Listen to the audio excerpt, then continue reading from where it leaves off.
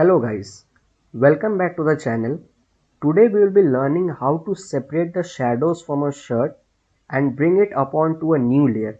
Means the shadows will be on a new layer and the colors will be on a different layer. So for that we have a white shirt here. We can select the white shirt using a tool. It can be any tool, you can use the pen tool, but as it is a solid background, we will be using the quick selection tool and we will select the shirt. See, this is so easy. We have selected the shirt and now we will bring this shirt upon to a new layer. For that we will hit on Ctrl J. Ctrl J will copy the selected areas and bring it upon to a new layer. It is called layer via copy. See, we have only the shirt here and we also have the shirt still present in the background layer. That means that it has been copied. Now turn off the background layer. Do not forget to turn it off. Head over to channels. If it isn't open, go to window and see that channels is ticked here. In short, if you want to understand it, the RGB is the total snapshot of the image. Red is the information of the red colors, green is the information of the green colors, and blue is the information of the blue colors. But as it is a white and black image, there will be no much color change in all of these. So we will go to RGB channel and hold on control and click on RGB. It will select the brightest areas in the image, the areas which are close to white. But we have to extract the darker areas because the shadows are darker. For that, we will hit on Ctrl Shift and I. Ctrl Shift I inverses the selection. So now the darker areas are selected. Get back to layers, go to adjustment layer, click on solid color and select a black color. Why black color? Because the shadows are in black color. Click on OK and now we have the shadows on a different layer. You can separately change the color of the shirt. So now let's take the selection of the shirt which we already had. Now if we hold on control and click on its thumbnail, the selection of the shirt will be loaded. Now if you go to adjustments and solid color and choose any color, you will see that the image is completely flat. There are no folds or shadows on the shirt.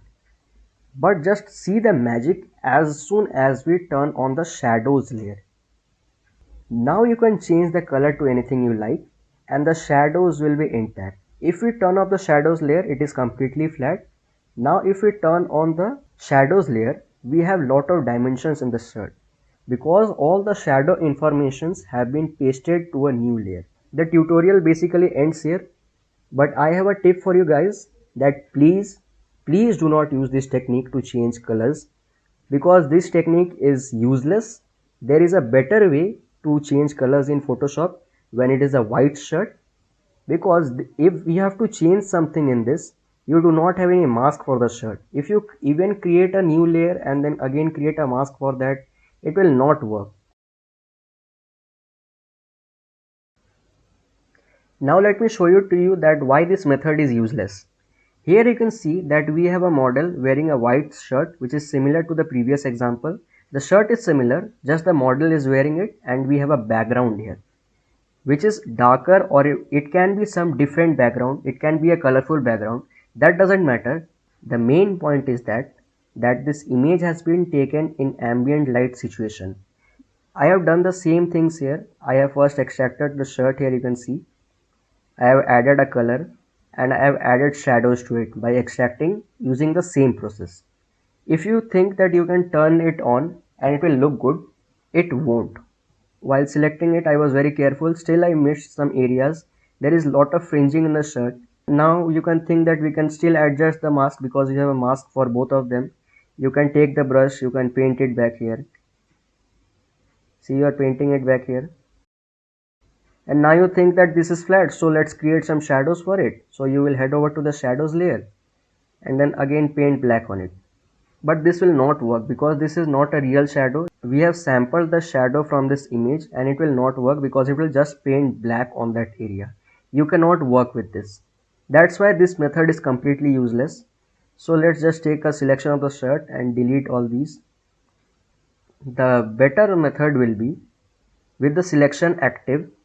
head over to adjustments, solid color, take a color of your choice. Let's take this blue color. You can see that now this is completely flat. How you can get back those shadows?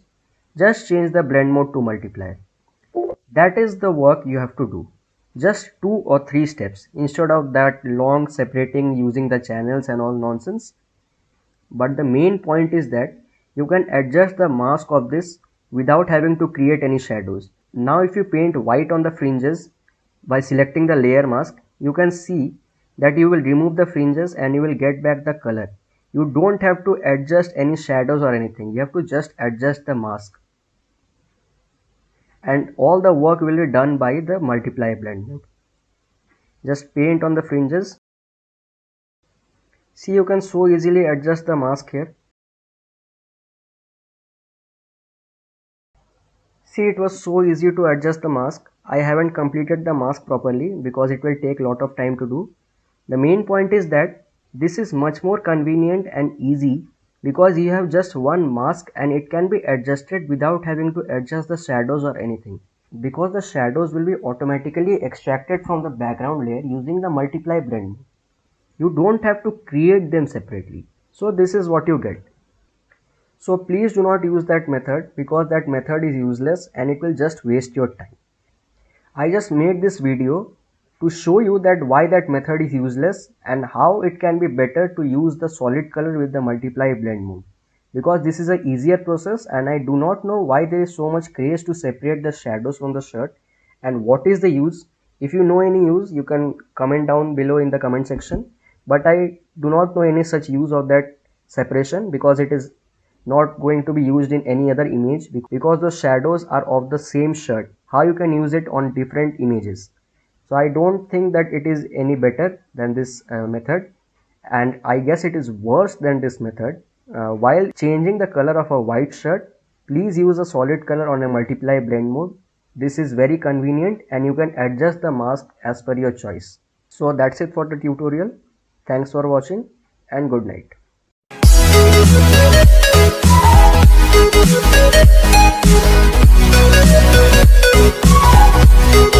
Thank you.